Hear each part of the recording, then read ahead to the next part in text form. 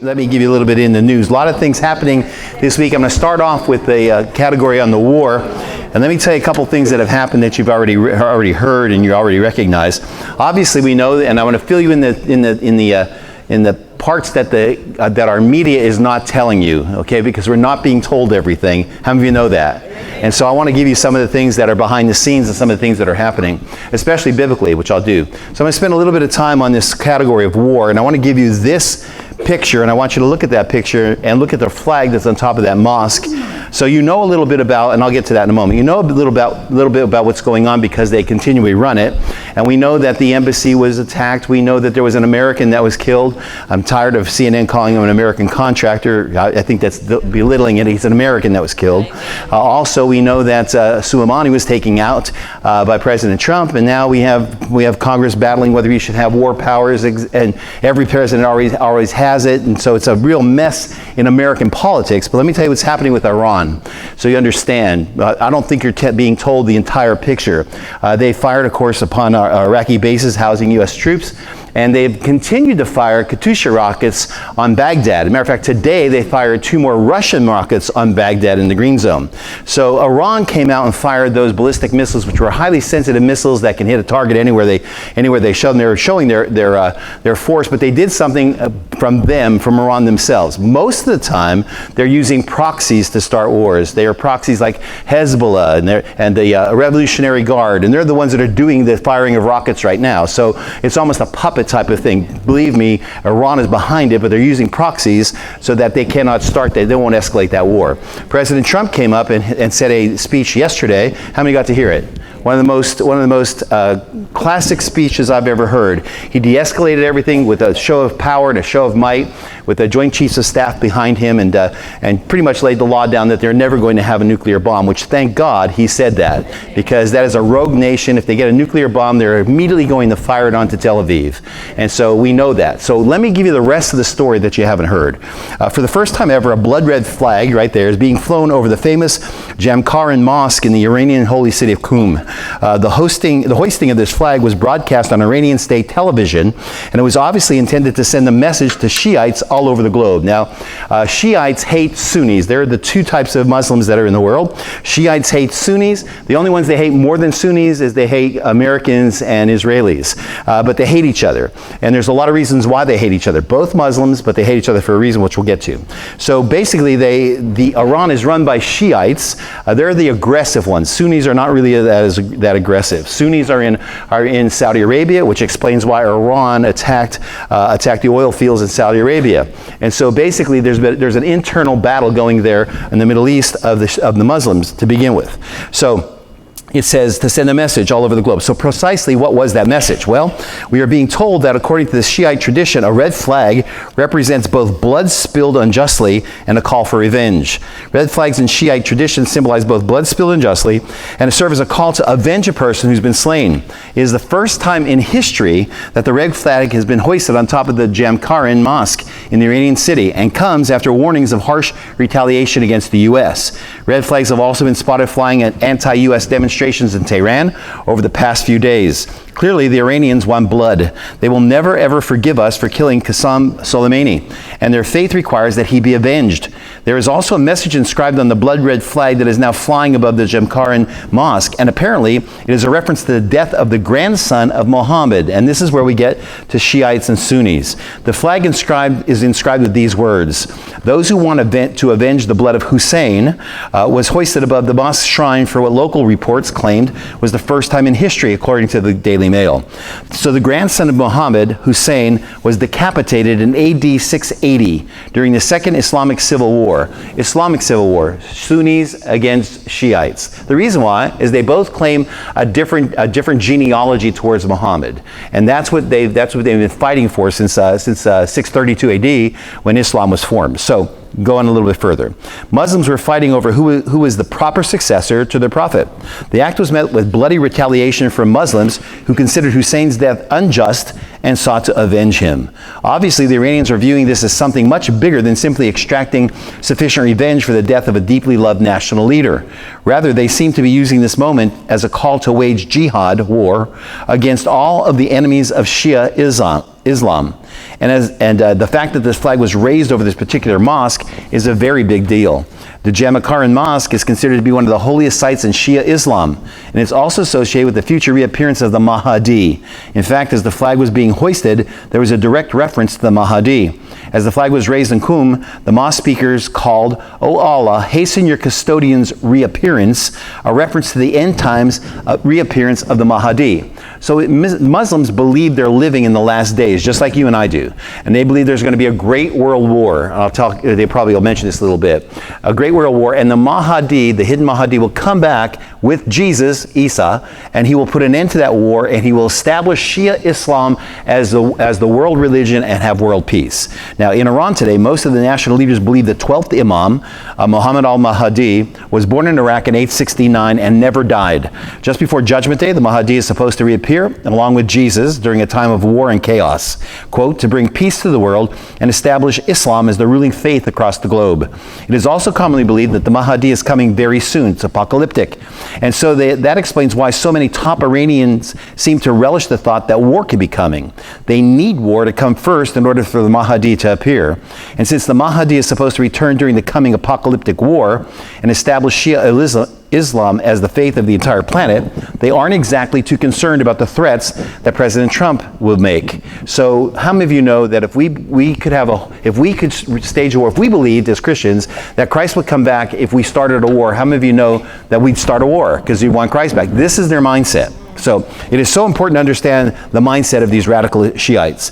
If they die as martyrs, they will be rewarded as such in the afterlife. If they live through the coming holy war, then they will get to see the coming of the Mahdi, and they will help to institute the global rule of Shia Islam. So in either case, they believe they can't lose. At this point, what they want is blood. In fact, even the daughter of Qasem Soleimani is asking for vengeance. Here's what she said to President Hassan Rouhani. "Who is going to avenge my father's blood?"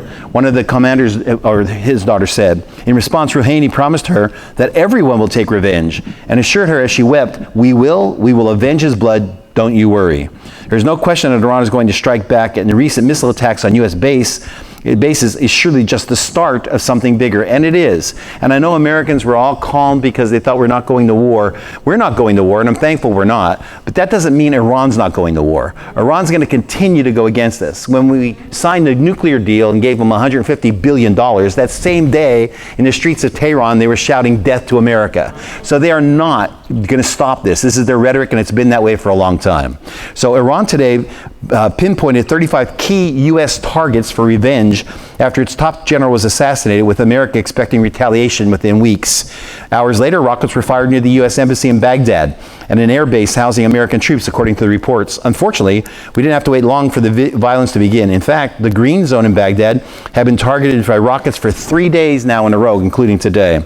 At least 3 explosions were reported Sunday inside the heavily fortified Green Zone, which houses the U.S. Embassy, Balad Air Base, and Iraqi government buildings. In the second attack of its kind, after the U.S.-led airstrike that killed Iranian General Qasem Soleimani, a total of 6 Katyusha rockets. These are less sophisticated. 3 inside the Green Zone and 3 in nearby Jadira area hit Baghdad, according to a statement by Iraqi military. Let me throw something in here. Trump successfully last summer convinced the Russians not to sell the Iranians the S-300 rocket. That S-300 rocket is deadly, and Russia did not sell them that rocket. So President Trump has been doing an awful lot to secure this area. Of course, President Trump is not going to put up with this, and he has warned the Iranians that he has identified 52 Iranian targets that could potentially be hit. Those that think this is a crisis, and by the way, think of that word crisis, because when we go into our after study tonight, we're going to talk about crisis, that will blow over in a few days or a few weeks, are not being rational. This will not blow over. The Iranians will never, ever, ever forgive Trump what Trump has done, and Soleimani's successor is assuring everyone that we will soon, quote, see the bodies of Americans lying all over the Middle East. There's no stopping this now. War is coming, and death and destruction it will bring will shock the entire planet. Now, I want to give you the biblical perspective of it. I told you I was going to take my time with this. So let me tell you, before I give you that biblical perspective, as I give it to you, let me share something with you. This came out also today. It says, actually yesterday, Ezekiel's hoofbeats get louder with Turkey's influence over Libya. Since it came to power in 2002, and especially under the leadership of Turkish President Recep Tayyip Erdogan, the AKP, that's what Turkey's called, the Party of Turkey, which has ruled for Turkey for nearly 20 years, has become increasingly preoccupied with Turkey's Ottoman past. So it goes on to say, and I won't read it all to you, I'll give you a summation of it.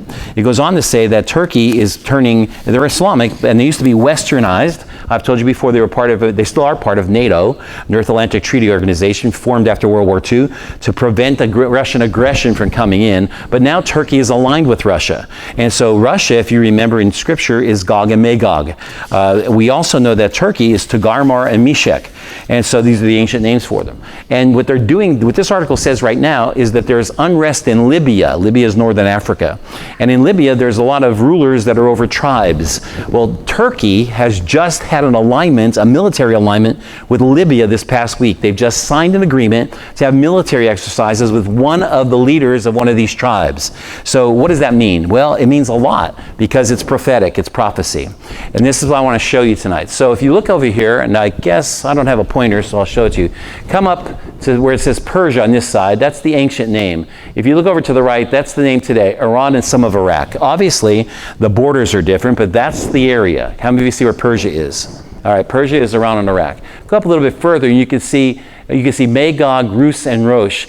That is Russia. Look at Meshech and Tubal. That is Turkey. And so I want you to understand those names, and I want to read you from and show you the Bible and what it says, because this is where Iran is going. And I'm not sure why that blanked out that way, so I'll read it to you. So this is where Iran is going. This is prophecy. And here's what it says. It's Ezekiel chapter 38. And the word of the Lord came unto me, saying, Son of man, set thy face against Gog, the land of Magog, that's Russia, the chief prince of Meshech and Tubal, that's eastern Turkey, and prophesy against him, and say, Thus saith the Lord God, Behold, I am against thee, O Gog. Gog, by the way, is the leader. Magog is the land. Gog is actually Putin. The chief prince of Meshech and Tubal, that's Erdogan, by the way, right now. And I will turn thee back and put hooks into thy jaws, and I will bring thee forth all thy army, horses and horsemen, all of them clothed with armor, with sorts of armor, even a great company with bucklers and shields, in other words, military equipment, all of them handling swords. Persia, which is Iran, there's where it starts. Ethiopia, which I just read to you, Turkey has made an agreement with, Ethiopia and Libya they made an agreement with, and all of them with shield and helmet. It goes on to say, Gomer, which is the Ukraine, and all his bands in the house of Togarmah, which is western Turkey, of the northern courses, and all of his bands and many people with them. Be prepared and prepare thyself, thou and all thy company that are assembled unto thee, and be thou a guard unto them. It goes on later in Ezekiel chapter 38 to say that what's going to happen is they're going to come gathered out of many people. It says this, after many days, that's the last days, thou shalt be visited, talking about Israel. In the latter years, that's the latter days, thou shalt come into the land that is brought back from the sword, that's Israel, and gathered out of many people, Israel, against the mountains of Israel. That's the Golan Heights. And so the northern track down towards Israel will be that. Turkey is north of it, Russia is north of it. That alliance will come down. It says they're going to go and they're going to start a war in Israel. This is where Iran is headed. Iran has made no bones about saying that, but this is where they're headed. One of their generals said today that if they develop a nuclear weapon, he said this, he said if I think it's in one of these accounts, I think it was yesterday he said it. He said, if America retaliates with us, we will turn Tel Aviv into dust. And so they are poised to do this. It's prophetic that they're going to do this. This is the war of Gog and Magog. It has never lined up like this ever before. These nations have never lined up like this before. So when we talk about it, that's not to give you a scare. We shouldn't be scared. Somebody say amen. It's to let you know that this is prophecy. This is close to the end. How many believe that the Lord can come back? So this war could happen before the rapture. I want you to know that. This doesn't have to happen in the 7-year tribulation. Now, another article came out, and this is the one I was just quoting. It says this, Iranian official, we will turn Tel Aviv and Haifa into dust. A former head of Iran's Revolutionary Guard on Sunday, by the way, that's one of the proxy groups, Sunday threatened his country would turn the Israeli cities of Haifa and Tel Aviv into dust if the U.S. attacks targets in Iran. He says, you have said that you will attack again if Iran gets revenge. Be sure that Iran will turn Haifa and Israel's centers to dust in a way that Israel would be erased from the face of the earth. That's exactly what they want to do. They are an unstable nation. It's a rogue nation. The Ayatollah is a banana, for lack of better words. He's out of his mind. He has no understanding. He is a fundamentalist that believes that America is his enemy and Israel's the enemy, and they're ungodly. And if you cannot change them to Islam, you destroy them. And that's exactly what he's going to. He knows that Israel will never change to Islam, and so he wants to destroy them. So that's what we're facing. Again, how many of you know God has you protected? He does. But another article came out, and I'm not going to read it to you tonight because I've been on it constantly today and yesterday. Another article came out talking about Islamic cells that are in. How many of you heard it? That there are quite a few cells in America ready to strike those targets. So here's the red line, and Trump said it. If they kill an American, then you're going to see war. And basically, the War Powers Act is saying this. That's what they're debating in Congress now. The president cannot take it on himself to do something like he did with Soleimani. He should have. Soleimani has killed his own people. He's killed thousands of people. He's a mastermind of things for the last 20 years. Every administration refused to deal with him and refused to deal with Iran. As a matter of fact, our last administration bribed them with $150 billion. And so I'm not in for killing. I'm not in for war. But I'm telling you, nations need to do what nations need to do. And so if you see an American die, you're going to see that break out into war.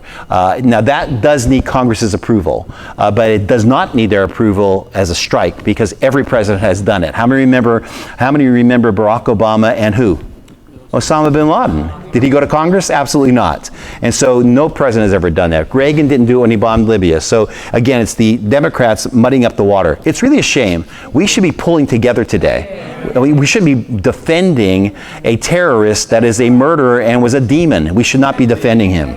I don't know what's wrong with America. Well, I do know what's wrong with America. It's the left. That's what's wrong with America. They made a left-hand turn, and it's a bad turn. All right, let me give you another one. New World Order. Let me give you on this one. It says, why is the UN hiring English-speaking disarmament officers in New York? Interesting. As the Second Amendment conflict heats up across the United States, here's another crazy conspiracy theory that has turned out to be absolutely true. The United Nations is hiring in New York. Just what positions are they trying to fill? English-speaking disarmament, demobilization, and reintegration officers. The job was posted a day after Christmas. So for the folks who have been saying nobody's trying to take your guns, you might want to read this job listing and reconsider your opinion.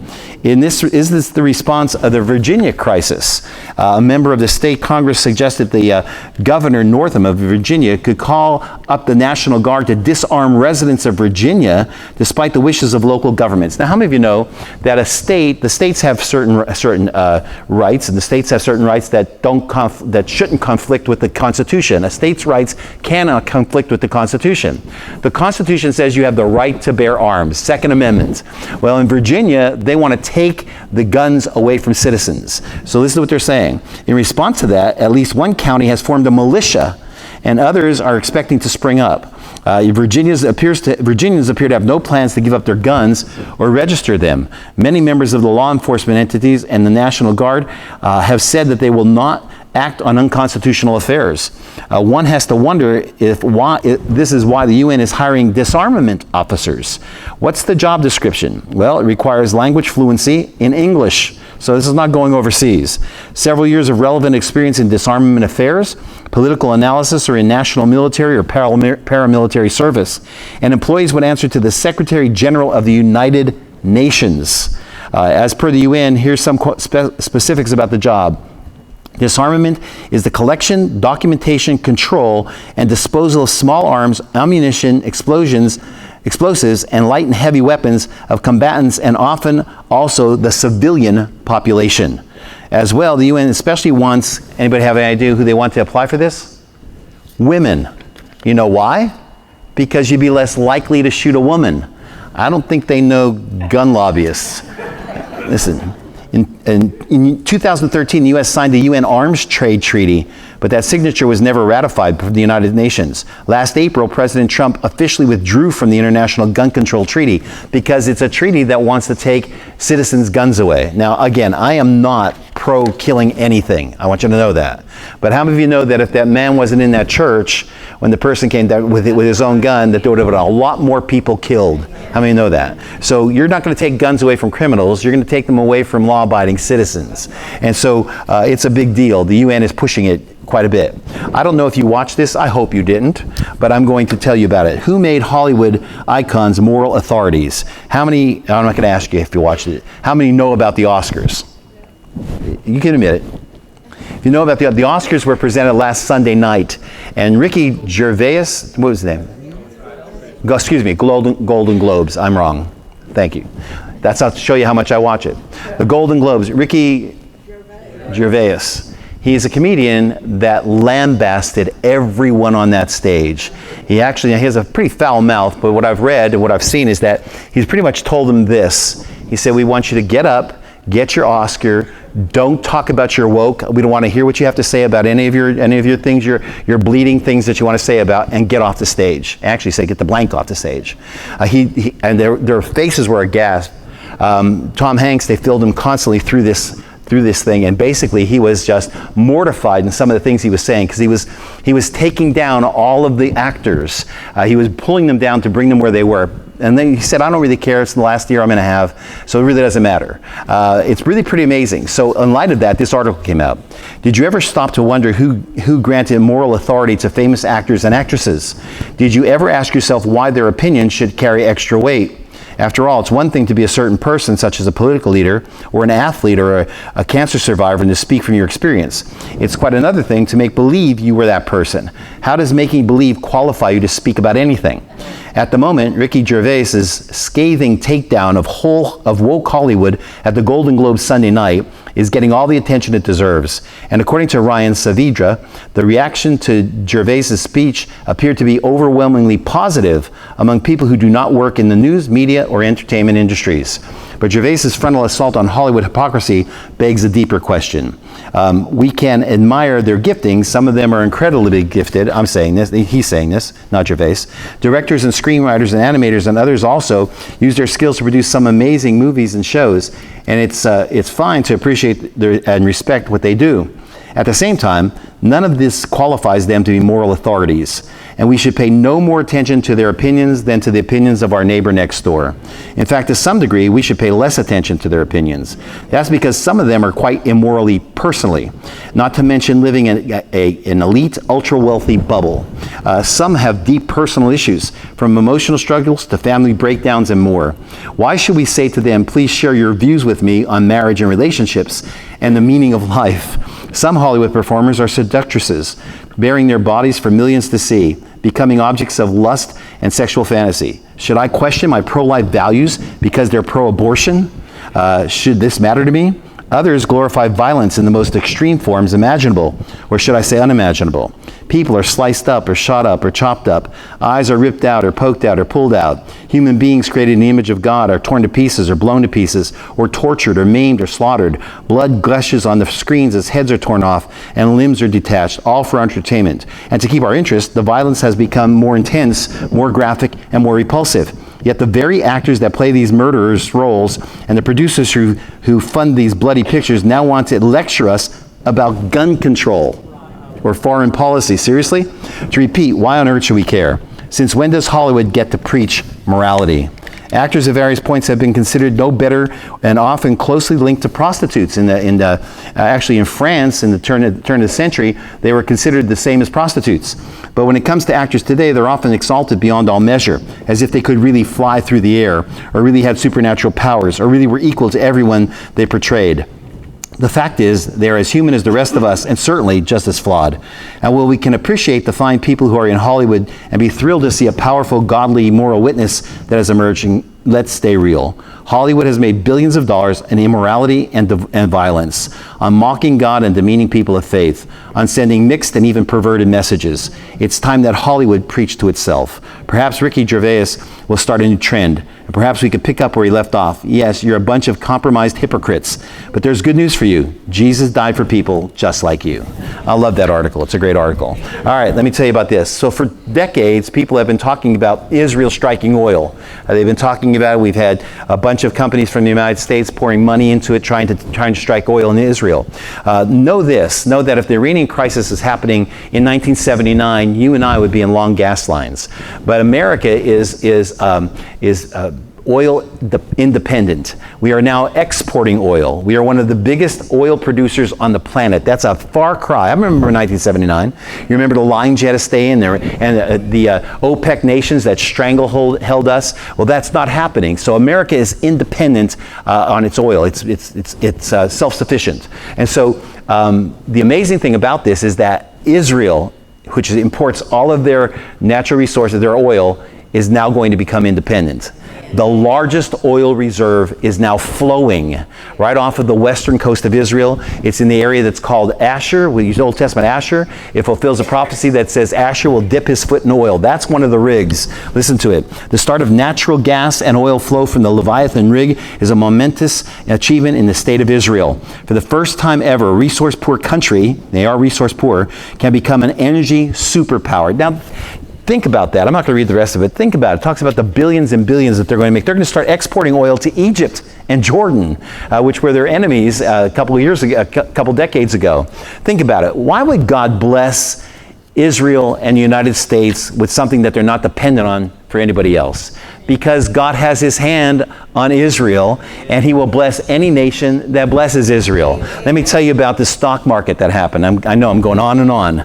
So everything went wild with the missiles, and the stock market they thought was going to plummet. CNN said it was going to plummet. CNN said that President Trump's going to come out. He's a warmonger. He's going to be irrational. Boy, it was the most rational speech I've ever said. The stock market start going up. And so it hasn't hurt us a single bit. So you got to see that that's God. Speaking of God, let me bring you to religion and this man. How many of you found out what he did? All right, listen to this.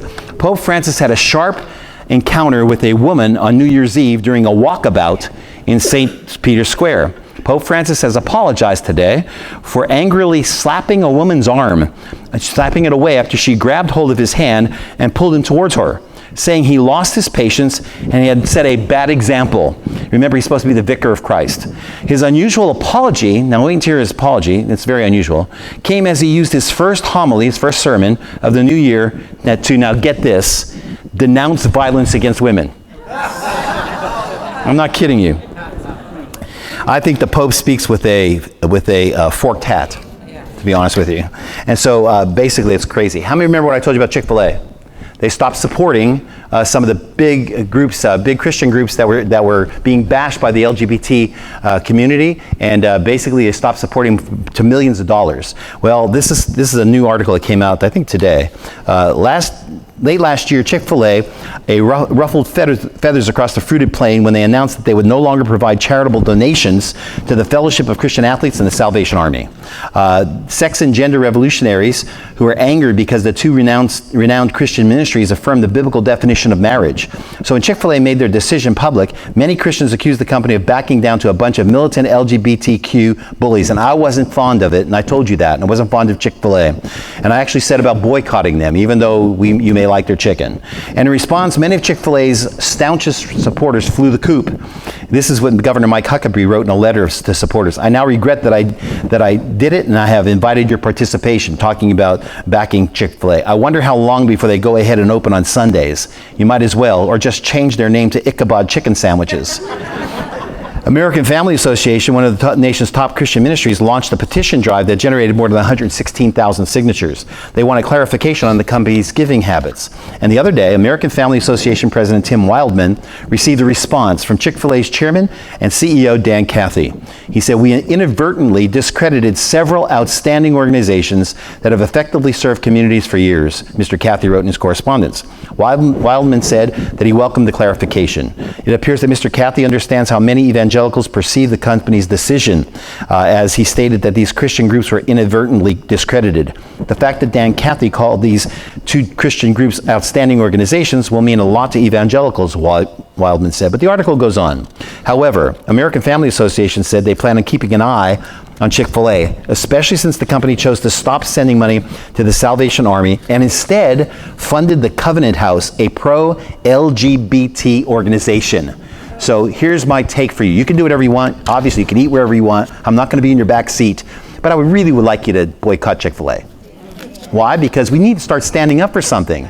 I mean, sooner, our kids like it, our grandkids like it. Well, it's fast food, let's face it. Go home and cook them a meal. Golly, I'm going to get myself in trouble. So a lot of folks took their original decision personally, leaving many people of faith feeling angry, bewildered, and betrayed. And I feel that way because Chick-fil-A grew because of Christians. That's the only reason it grew. The reason we took it so, and by the way, if you're looking for calories and you're looking to count your calories down, don't go to Chick-fil-A. Chick-fil-A's calories are through the roof. Listen, the reason we took it so personally, and I like this, is that we never thought of ourselves as Chick-fil-A customers. We thought of ourselves as family. And that's the truth. And so until Chick-fil-A turns the corner, I mean, I don't eat it anyway, but until it turns the corner, I will personally boycott it. Because I don't want somebody to support an LGBTQ charity at the sake of Christian charities and then look for Christians to buy their products. It just doesn't make any sense to me. All right, you can disagree with me if you want. Lots of people do. All right, here you go. China has just escalated their brutal persecution of Christians. I can't read it all for you. I'm going to read this. Basically, what happened is China is cracking down on Christians. And I'll tell you what this says. You can have the Christian church in China, but it's a state church. So they tell you what to do. They just passed some articles that says that you can't have any pictures of Jesus in your church. And that every activity you have has to promote the Communist Party. Well, the largest church in China, largest underground church in China, said they weren't going to do that. The pastor said he wasn't going to do that, and so they jailed him, and they're probably going to kill him. They've given him 7 years, but they're probably going to kill him. And he wrote something, and I wanted to read to you. He says this. So on Facebook, right before he was taken away, he wrote this. He said, "I hope God uses me by means of first losing my personal freedom to tell those who have deprived me of my personal freedom that there is an authority higher than their authority, and that there is a freedom that they cannot restrain. A freedom that fills the church of the crucified and risen Christ. Regardless of what crime or government charges me with, whatever filth they fling at me, as long as this charge is related to my faith, my writings, my comments, and my teachings, it's merely a lie and a temptation of demons. I categorically deny it. I will serve my sentence, but I will not serve the law. I will be executed, but I will not plead guilty. Those who lock me up will one day be locked up by angels. Those who interrogate me will finally be questioned and judged by Christ himself. When I think of this, the Lord fills me with natural compassion and grief toward those who are attempting to actively imprison me. Pray that the Lord would use me, that he would grant me patience and wisdom, that I might take the gospel to them." This is a modern day Paul. Listen. "Separate me from my wife and children, ruin my reputation, destroy my life and my family. The authorities are capable of doing all these things. However, no one in this world can force me to renounce my faith. No one can make me change my life, and no one can raise me from the dead. Jesus is the Christ, the Son of the eternal living God. He died for sinners and rose for life for us. He's my King and the King of the whole earth, yesterday, today, and forever. I am his servant, and I am in prison because of this. I will resist in meekness those who resist God, and I will joyfully violate all laws that violate God's laws. Pastor Wang Yi, my declaration of faithful disobedience." Man, you need to pray for that man. Amen. That's what gets me excited. That's what makes me excited. Let me give you a little bit more. This is talking about culture wars. I'm not going to give it all to you. It says this. The culture wars exploded over the last decade. What comes next? So it goes down and it tells you how it all started. It tells you how it went from the closet out into the open. Primarily, and I'm going to tell you this, primarily it talks about President Obama, who had changed all kinds of laws and had flown a rainbow flag when the Supreme Court was actually going through a case to give LGBTQ rights, and he did give it rights. He flew a rainbow flag from the White House. He also said his opinion changed, and it started the ball rolling. It goes on to say that LGBTQ now has become a military authority. It is pushing it everywhere, and you know that. I've been giving you this every week. And you know that. And the question is this: what will the next decade become? What will happen in the next decade, starting now? Some people believe this, and I personally believe this. I believe many times you'll see generations skip. I believe you'll see some generations get very wicked, and then that next generation that comes up doesn't want what that generation has. I think the generation now, maybe my grandchildren, your grandchildren, I think that generation is going to be the one, should the Lord tarry, to turn it all around. Somebody say amen, because they've reached a limit. All right, let me give you one last thing. Can I do that? Of course you can, Pastor Mark. All right, that is Australia. It's on fire. I've told you this before. There are 3 areas of our planet that are not growing with the gospel. They're actually declining. They're actually in a post-Christian societies. Europe is post-Christian. The large churches of Europe are abandoned. They're taken over by bars and things like that. The United States is on its way. We're on its way of being a post-Christian nation. We have more nuns, people not going to church, not affiliating with anything, than we have evangelicals in America. It's not there yet, but it's getting there. And Australia is post-Christian. Australia is ungodly. That doesn't mean everyone in there living in it is ungodly, but the nation itself is turning from God. So listen to this. Evacuations continue across large swaths of Australia as raging fires continue to scorch the nation. On Monday, over 100,000 people were evacuated from the suburbs of Melbourne. In another area of the country, 4,000 people were trapped on a beach between the burning fires and the sea, awaiting water and air rescue. Public officials are warning residents of smaller communities to take shelter in larger towns or on beaches if the path to them is clear. The fires are now so large, they're creating their own weather, including fire tornadoes that have tossed vehicles into the air. Can you imagine a tornado and it's comprised of fire, not wind? The Australian fires are so severe that smoke and ash have reached New Zealand, and they're being seen, by the way, the smoke is being seen by Chile and South America. And residents have commented, these fires are nothing like anyone has ever seen, and a disaster is unfolding in Australia. Never in my lifetime have I seen such destruction. Since the Australian fires began in October, more than 34,000 square miles and more than 1,000 homes have burned. Conditions are expected to worsen, and as meteorologists predict that this current stretch of hot, dry weather could last for months, which means even more trouble for Australia's farmers who have been battling serious drought conditions. From the perspective of Bible prophecy, these fires offer a glimpse into the future. The Bible has long warned nations, which include Australia, that if they turn away from God, He will curse them with a lack of rain, drought, and associated problems. While God has blessed nations abundantly, the continuation of those blessings comes with a responsibility to obey the laws of God. When nations fall and fail in that responsibility, there will be consequences. That's in the news for tonight. If you have any comments or anything you want to add or take away, you can raise your hand, let me know. Anybody comment? All right, let's ask.